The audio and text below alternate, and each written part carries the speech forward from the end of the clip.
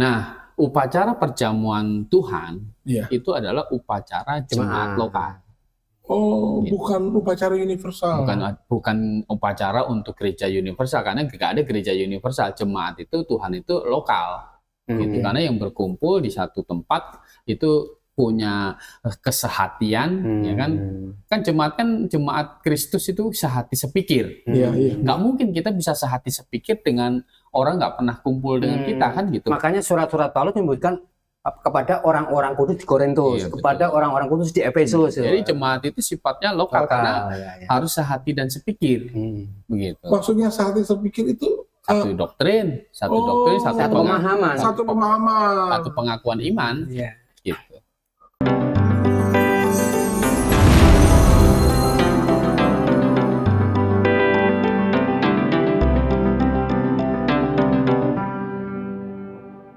Kali ini kita sudah memasuki episode ketiga tentang kata, saya rubah sekarang. Kalau kemarin episode pertama kedua perjamuan kudus, Pak. Istilah itu saya sudah hilangkan, saya sudah ganti dengan kata perjamuan Tuhan. Ini sudah kita jelaskan. Iya, karena itu di episode sebelumnya ternyata memang secara literal saja itu sudah salah, sudah tidak alkitabiah. Jadi bagaimana dengan perjamuan Tuhan ini? Kemarin kan sudah disinggung bahwa orang yang melakukan perjamuan kudus sebenarnya salah terhadap doktrin keselamatan, apalagi yang berharap ada kesembuhan, ada yang menyelamatkan di situ. Gitu. Artinya tidak ada satu sakramen apapun juga yang bisa membuat orang kudus, artinya yang bisa menyelamatkan jiwa orang. Nah, kita sudah paham pengertian itu. Sekarang tentang pelaksanaannya, Pak. Perjamuan Tuhan dalam acara pertemuan jemaat, siapa saja yang boleh ikut melaksanakan itu? Karena kan gini loh, Pak. Saat kita kebaktian, kan bisa jadi orang luar datang, ada tamu masuk, gitu loh. Apakah mereka bisa ikut? Atau orang benar-benar di luar, bukan orang Kristen, ya, mereka belum pernah datang ke gereja, mereka datang ke tempat kita mau cari-cari tahu, mau lihat bagaimana acara pertemuan jemaat kita. Saat mereka datang dan sedang dilakukan upacara perjamuan, apakah mereka bisa ikut? Nah, itu dia. Lalu apakah anak-anak juga, kan gitu? Kan kita orang anggota jemaat kan semuanya nggak dewasa semua. Maksudnya ada keluarga. Ada keluarga, gitu loh. Apakah anak-anak juga, karena kita Kristen, bapaknya orang udah percaya. Oh, anaknya boleh ngikut. Kan anaknya kan Kristen juga. Kan gitu. Kalau di kakak kan gitu Pak Yus ya. Iya, betul. Orang tua Kristen, anak sudah pasti ikutin orang tua Kristen juga. Kalau di kakak. Iya.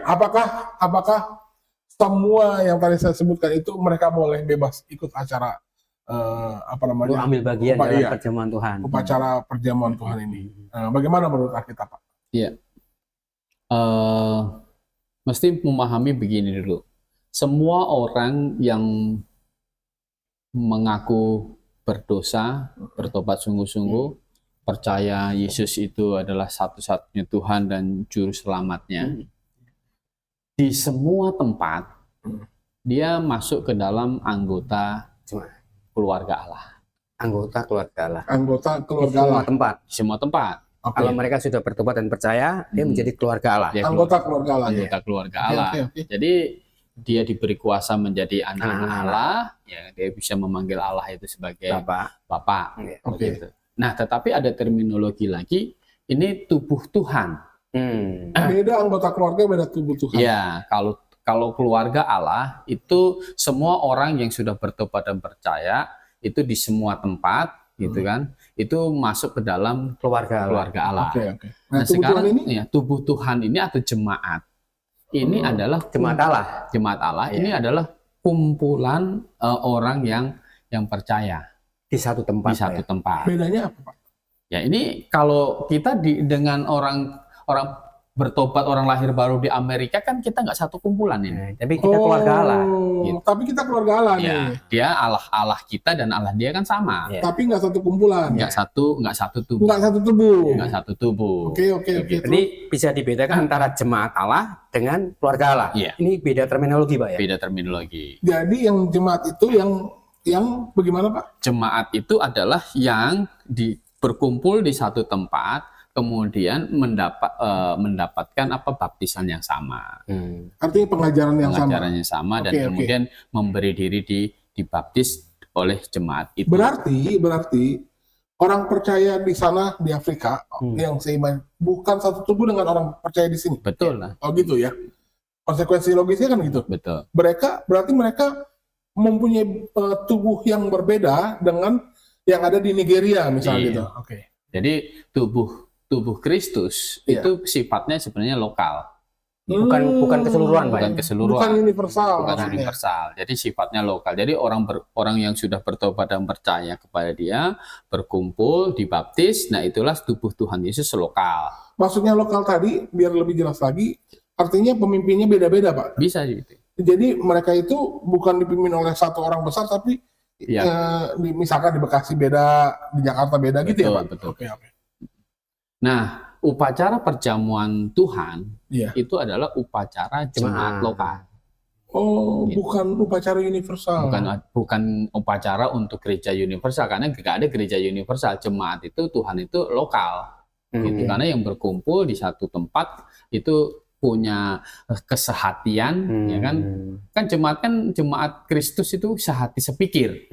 Nggak mungkin kita bisa sehati sepikir dengan orang nggak pernah kumpul dengan kita, kan gitu. Makanya surat-surat Paulus menyebutkan kepada orang-orang kudus di Korintus, kepada orang-orang kudus di Efesus. Jadi jemaat itu sifatnya lokal karena harus sehati dan sepikir, begitu. Maksudnya sehati sepikir itu satu doktrin, satu pemahaman, satu pengakuan iman, gitu. Dan itulah jemaat. Gitu. Nah, upacara perjamuan Tuhan itu adalah upacara yang diberikan untuk jemaat lokal mengingat Tuhan. Jemaat lokal ya, Pak? Jemaat lokal. Kan jemaat kan sifatnya lokal. Gitu. Jemaat Kristus itu lokal, bukan universal. Jadi keseluruhan. Lokal. Gitu. Nah, kalau kita membaca 1 Korintus pasal 10, coba dibaca dari ayat 16 sampai 17. Saya baca ya, Pak. Bukan kacauan pengucapan syukur yang atasnya kita ucapkan syukur adalah persekutuan dengan darah Kristus? Bukankah roti yang kita pecah-pecahkan adalah persekutuan dengan tubuh Kristus? Karena roti adalah satu, maka kita, sekalipun banyak, adalah satu tubuh. Karena kita semua mendapat bagian dalam roti yang satu itu. Kita mendapat bagian dari roti yang satu itu. Jadi satu tubuh, ini bicara satu tubuh jemaat Korintus. Gitu. Kita satu tubuh jemaat Korintus. Surat ini, Pak. Surat ini. Nah, satu tubuh itu cara masuk menjadi jemaat Korintus itu bagaimana? Cara menjadi satu tubuh itu. 12. 1 Korintus pasal 12. Coba bisa baca di ayat 12 dan 13. Karena sama seperti tubuh itu satu dan anggota-anggotanya banyak, dan segala anggota itu sekalipun banyak merupakan satu tubuh. Demikian pula Kristus. Sebab dalam satu roh kita semua, baik orang Yahudi maupun orang Yunani, baik budak maupun orang merdeka, telah dibaptis menjadi satu tubuh dan kita semua diberi minum dari satu roh. Jadi ini tidak bicara seluruh gereja-gereja satu tubuh, nggak begitu. Tapi ini bicara satu jemaat di Korintus itu satu tubuh, gitu. Nah, satu jemaat di Korintus itu seperti tubuh dengan banyak anggota. Jadi anggota tubuh Kristus itu adalah pribadi-pribadi di dalam anggota jemaat itu. Bukan gereja-gereja. Gitu. Dan di dalam satu tubuh itu orang pribadi-pribadi itu entah hamba, entah orang merdeka, begitu kan? Jadi satu tubuh disatukan lewat apa? Baptisan katanya. Sebab ayat 13 dalam satu roh kita semua, baik orang Yahudi maupun orang Yunani, baik budak maupun orang merdeka, telah dibaptis menjadi satu tubuh. Jadi dibaptis untuk menjadi anggota jemaat di situ. Berarti kalau orang yang menjadi satu tubuh adalah orang yang sudah di dalam jemaat, anggota lewat jemaat, baptisan tadi. Jadi misalnya begini, ini GBA Kebenaran. Ini kan jemaat lokal, gitu. Anggota tubuhnya siapa? Pribadi-pribadi yang di depan jemaat itu sudah membuat pengakuan iman. dan dibaptis. Dan akhirnya dibaptis. Ya. Gitu. Karena baptisan itu kan harus didahului dengan pengakuan iman. Iya. Jadi kalau Pak Riko tadi tanya anak-anak kecil bagaimana? Anak-anak kecil itu kan belum anggota jemaat. Meskipun orang tuanya anggota jemaat. Meskipun orang tuanya anggota jemaat, dia belum anggota jemaat, gitu. Karena untuk jadi anggota jemaat tadi kan harus dibaptis. Nah, sebelum dibaptis itu harus membuat pengakuan iman dulu. Oh. Gitu. Yang dimaksud anak-anak ini apa? Seperti apa? Umurnya atau usianya atau pemahamannya yang disebut anak-anak ini? Ya, anak-anak pokoknya kita asumsikan tadi yang belum dibaptis ya. Kenapa dia belum dibaptis ya? Karena belum bisa mengaku percaya kan? Gitu. Karena syarat orang dibaptis kan harus mengaku percaya. Jadi siapapun, ya, bahkan kalau orang dewasa misalnya, gitu kan, sudah dewasa, tetapi sudah rajin kebaktian tiap hari Minggu di sini, gitu, berjemaat, tetapi belum memberi diri dibaptis, itu kan berarti belum menjadi satu tubuh di dalam jemaat ini, gitu. Oh, berarti harus orang yang satu tubuh dalam jemaat. Iya, karena orang yang mau dibaptis itu adalah sebenarnya bentuk persetujuan, selain tanda dia percaya Yesus Kristus juru selamat, bentuk persetujuan untuk masuk ke dalam jemaat ini. Jadi setuju semua pengajaran dari jemaat ini. Oh. Begitu. Makanya perlu mengaku ke depan. Iya. Berarti yang boleh mengambil bagian dalam perjamuan Tuhan itulah mereka yang sudah menjadi anggota jemaat. Dan hanya tertutup dalam satu anggota jemaat saja. Oke, gini Pak. Berarti ini kan upacara tertutup. Bukan upacara terbuka. Betul. Pertanyaan saya adalah, misalkan saya anggota pengajarannya benar Pak, sama. Saya anggota jemaat yang ada di, kita bilang Tambun lah. Doktrinnya sama Pak. Terus entah bagaimana saya kunjungan di sini ada upacara perjamuan Tuhan. Saya udah percaya dan saya anggota jemaat di sana. Dibaptis di sana. Di sana. Boleh ikut nggak di sini? Ya tidak, karena kan tidak satu tubuh. Gitu. Berarti benar-benar tertutup. Betul-betul tertutup hanya untuk satu tubuh. Karena kan tadi kan kita baca 1 Korintus pasal 10 tadi. Karena katanya roti adalah satu. Iya. Ayat 17 itu. Maka kita sekalipun banyak adalah satu tubuh. Karena kita semua mendapat bagian dalam roti yang satu itu. Jadi ini hanya untuk satu tubuh. Nah, jadi sekali lagi sama-sama jemaat di sini dengan jemaat di Tambun itu sama-sama keluarga Allah. Kita satu keluarga Allah. Tetapi beda tubuh. Kita tidak satu tubuh Kristus. Nah, jadi satu tubuh di sini satu tubuh Kristus, bertanggung jawab langsung kepada Kristus. Di tempat lain juga satu tubuh Kristus bertanggung jawab langsung kepada Kristus. Gitu. Ini konsep gereja lokal. Ini yang Tuhan mau. Maka kata Tuhan Yesus kan, aku akan mendirikan jemaatku dan Allah mau tidak akan menguasainya. Jadi tidak ada kepala gereja. Maksudnya gereja ada kepalanya, ada sinode, ada di yayasan ketuanya, begitu nggak ada. Gitu. Jadi gereja ada gembala bertanggung jawab langsung kepada Kristus. Boleh kata jemaat ini independen. Tidak ada orang yang bisa mempengaruhi. Ya, karena sifatnya kan apalagi menguasai, Pak ya. Betul. Berarti jemaat lokal yang Alkitabiah adalah harusnya satu tubuh, kepalanya Kristus. Tubuh yang lain, kepalanya Kristus. Itu ya Pak? Betul. Langsung bertanggung jawab kepada Kristus. Iya. Tidak boleh ada lembaga apapun juga yang mewadahi jemaat lokal atau gereja. Betul. Jadi tidak boleh gereja ini istilahnya ada kepalanya lagi sinode gitu Pak. Nggak boleh. Maka di dalam gereja-gereja baptis independen Alkitabiah ini tidak ada ketua sinodenya. Gitu. Ini adalah nama kesepakatan persekutuan. Nah, yang menjadi penanggung jawab jemaat ini siapa? Yang menjadi penanggung jawab jemaat kan gembala lokal, gitu. Jadi gembala lokal. Berarti upacaranya ini jemaat jemaat lokal yang satu upacara perjamuan Tuhannya ini mereka sendiri. jemaat lokal yang lain sendiri-sendiri Betul. gitu. Ini sendiri lagi. Yang ini nggak boleh masuk sini, ini boleh nggak boleh tuker-tukeran, nggak boleh ya Pak? Karena kan begini, mengapa gereja itu mesti lokal dan independen? Karena syarat dari jemaat itu kan Sehati sepikir. Gitu. Gitu. Enggak, kalau tidak lokal itu tidak mungkin bisa sehati sepikir. Betul, Pak. Begitu. Kita tidak mungkin bisa sehati sepikir dengan Gereja yang di Amerika, dengan Pak. di Tambun juga nggak Tambun, mungkin kita apalagi bisa di Amerika. sehati sepikir. Gitu. Di tempat-tempat lain kita nggak mungkin bisa sehati sepikir.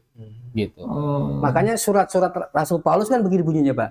Kepada orang-orang kudus di Efesus, ya kan? Kepada orang kudus di Korintus kan Iya, ya. jemaat-jemaat lokal. Jemaat lokal. Gitu. Makanya juga apa di Wahyu pun juga ada jemaat apa? Philadelphia, Iya, jemaat. Smyrna. Nah, Dan kesalahan di jemaat Philadelphia itu tidak ditanggungan ditimpakan kepada jemaat yang jemaat lain. yang lain Oh, gitu. oke. Atau pujian untuk jemaat Philadelphia tidak dipujikan, maksudnya Sama-sama lah, Pak, disamakan dengan jemaat yang lain gitu. Jadi upah jemaat itu masing-masing beda. Masing-masing beda begitu. Jadi jemaat itu masing-masing itu bertanggung jawab langsung kepada Kristus sebagai kepala dari jemaat gitu. Jadi jemaat itu kepalanya adalah Kristus. Anggotanya siapa? Orang-orang yang mengaku diri bertobat dan percaya, dibaptis, itulah anggotanya gitu. Nah, maka di dalam jemaat ini ada yang tangan, kaki, beda-beda begitu. Semua bisa berfungsi dengan baik untuk membangun tubuh Kristus jemaat lokal ini gitu. Kalau orang berpikir jemaat itu adalah anggotanya adalah denominasi gereja, itu kan nggak mungkin sehati sepikir. Gitu. Karena kebutuhannya itu udah beda ya Pak. Jangankan begitu, ribut terus, kita berdebat terus masalah penafsiran kan gitu. Ada yang berkata di sono ada bahasa roh, gitu. Kita bilang nggak ada, kan gitu. Jadi nggak mungkin. Bertengkar terus ya Pak? Nggak mungkin begitu. Jemaat itu sifatnya universal. Berarti ini memang Tuhan memimpin dengan cara yang sangat jauh berbeda di mana Dia memimpin bangsa Israel ya Pak. Artinya kalau kita bandingkan metode Tuhan memimpin pada waktu itu kan seperti Tuhan pakai api yang besar begitu waktu nyala. Iya, karena kan itu pemerintahan teokrasi. Nah, jemaat lokal itu tidak. Jemaat lokal Tuhan mau itu berjalan secara demokrasi. Karena anggota jemaat ini kan taruhlah seperti kita, ada orang Batak, ada orang Tionghoa, kan? Ada orang Jawa kan, ada orang Ambon, ini kan betul. Ada orang nggak jelas. Batak, Ambon, itu orang nggak jelas. Secara suku bisa jadi, tetapi kita disatukan lewat baptisan tadi. Baptisan, karena di dalam sebelum dibaptiskan harus membuat satu pengakuan iman. Oh, berarti walaupun sukunya berbeda, tapi pengakuan imannya sama, keyakinannya sama. Itu yang disebut sehati sepikir. Itu yang bisa jadi sehati sepikir, kan begitu. Karena doktrinnya sama, kan gitu. Nah, perjamuan Tuhan itu diperintahkan untuk dilakukan oleh jemaat. Gitu. Maka yang bukan jemaat tidak boleh ikut. Otomatis tidak boleh ambil bagian, gitu. Dan ya, simpatisan, maka kita selalu berkata ya kalau kebetulan datang, lihat bagaimana jemaat kami ini melakukan perjamuan Tuhan.